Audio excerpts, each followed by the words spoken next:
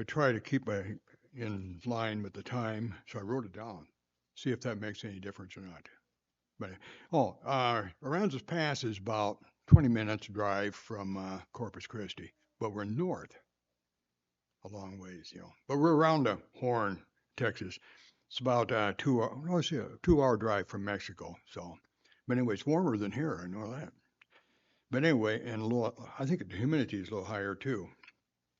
Anyway, the subject matter is God has given us feast days and holy days to observe.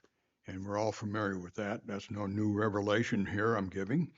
But we have 7 weekly Sabbaths, which were created the day after man was created.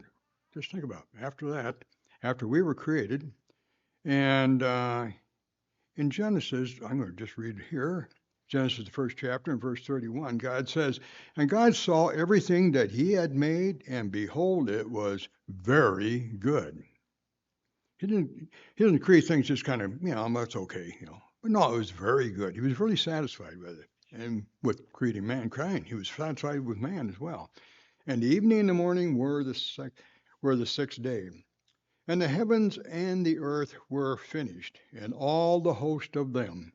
And on the seventh day God ended his work which he had made, and he rested the seventh day from all his work which he had made. And God blessed the Sabbath day and sanctified it. So blessing, God can only bless things. You and I we can say we bless it, but it doesn't. God blesses it, makes it holy. And he set it apart. It's set apart from every other day of the week, because in it he had rested from all his work, which God created and made. So he rested, giving us the example which you and I are to do too.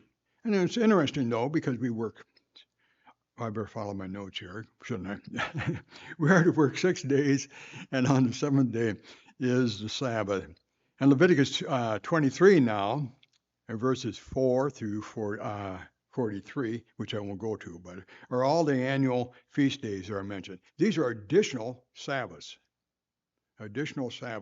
other than the weekly Sabbath. The weekly Sabbath are commanded every 7 days, as we're familiar with, but the annual Sabbaths are special.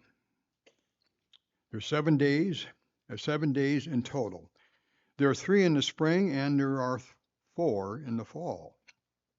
And Deuteronomy 16, 16, and 17, we'll go to there, and it's about one of the only scriptures we're going to read here today.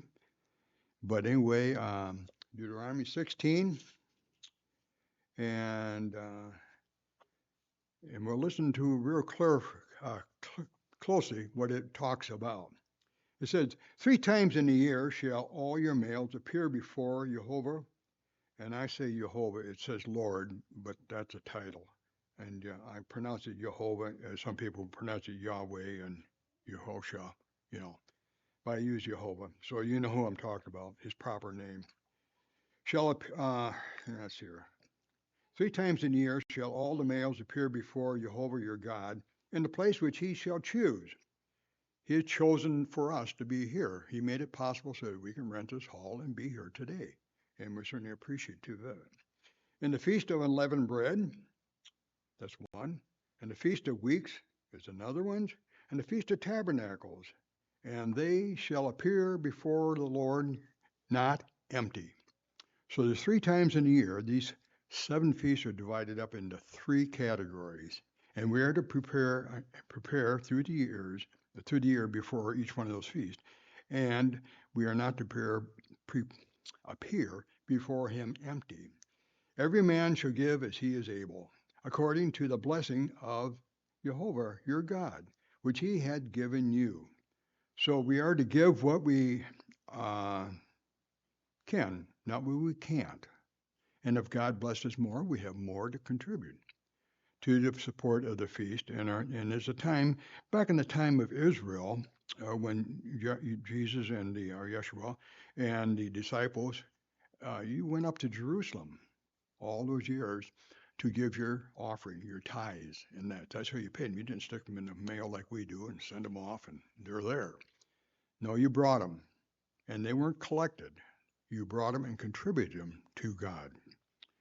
So anyway, But you notice there's here that they're broke down into three categories, and we can refer to those as pilgrimage feast because we had to travel, pilgrim travels, and you had to travel up to Jerusalem.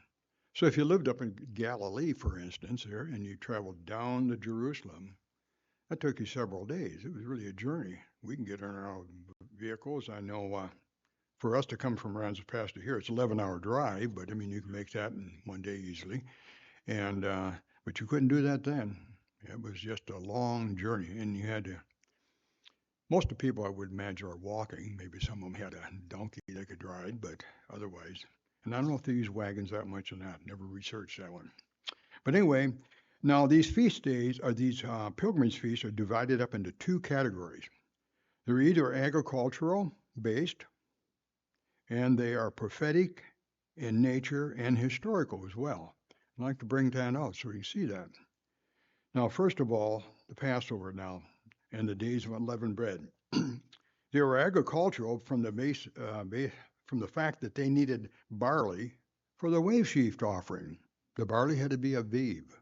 That's where, in other words, the heads and were to wear the point of, before the last month, the 12th or the 13th month of the year, that the barley would be ripe enough so they could prepare it and be able to present it before God. And then after that, you could harvest your barley crop. But barley was and there are a group now today even go over there before the month before and look at the barley and see if it's going to be ready or not in another couple of weeks for the wave sheaf offering.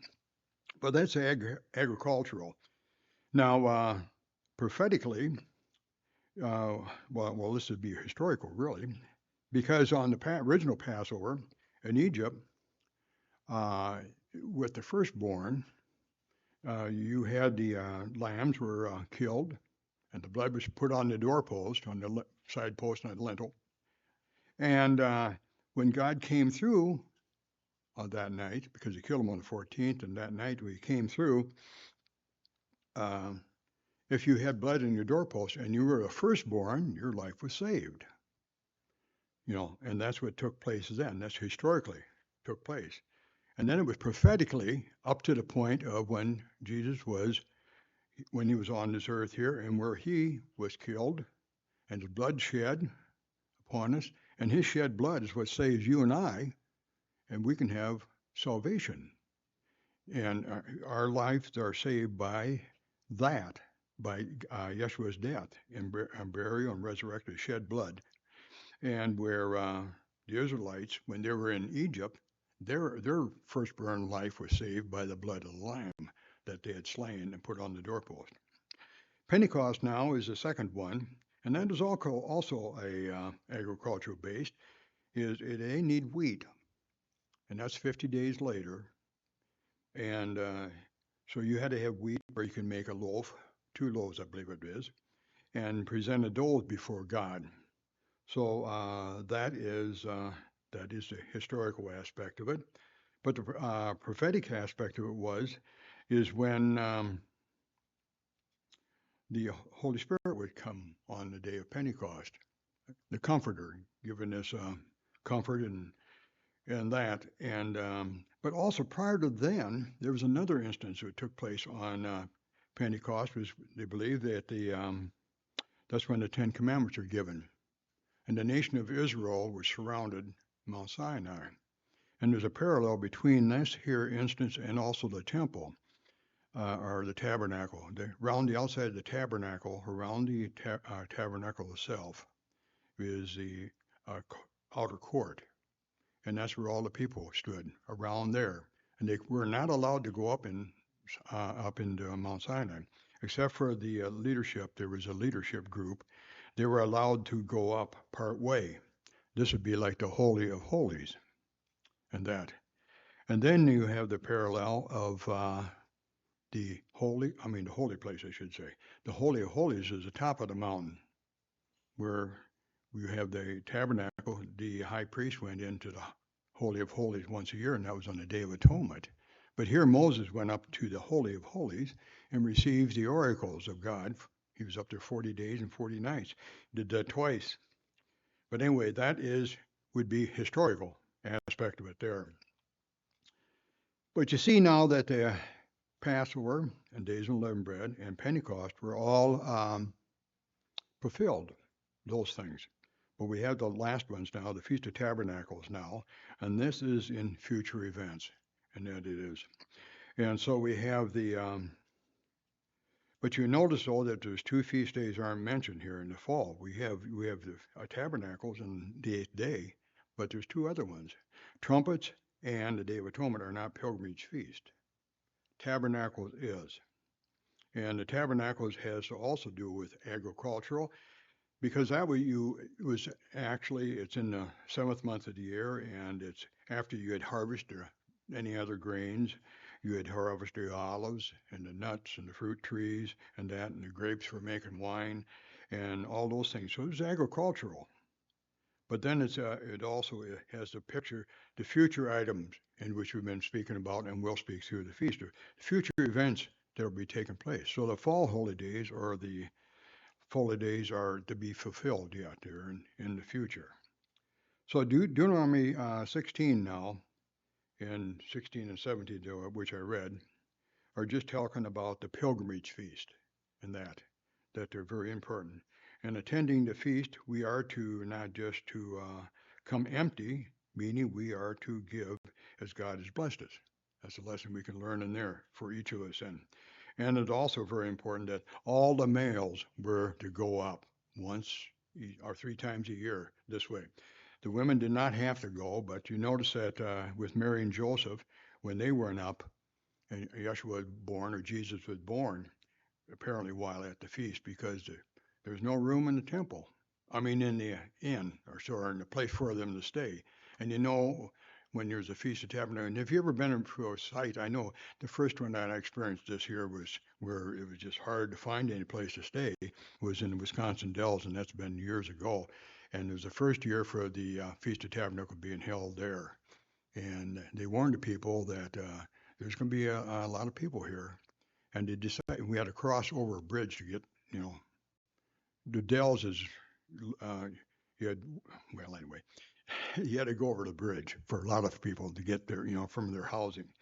And it was just really something. But I mean, we were scattered way out, a long ways from the Dells in order to have housing. So you can see that that time of the year there is that problem that does exist. So Yeshua or Mary and Joseph experienced that. But anyway, just remember that there are 3 pilgrimage feasts out of the year, and the spring ones have been fulfilled. The ones in the fall now, the one in the fall now is to be fulfilled in the future. A picture of it. And by keeping the holy days, and especially the annual holy days, we learn about the plan of God, what He's done, and what He's got in store for us in the future.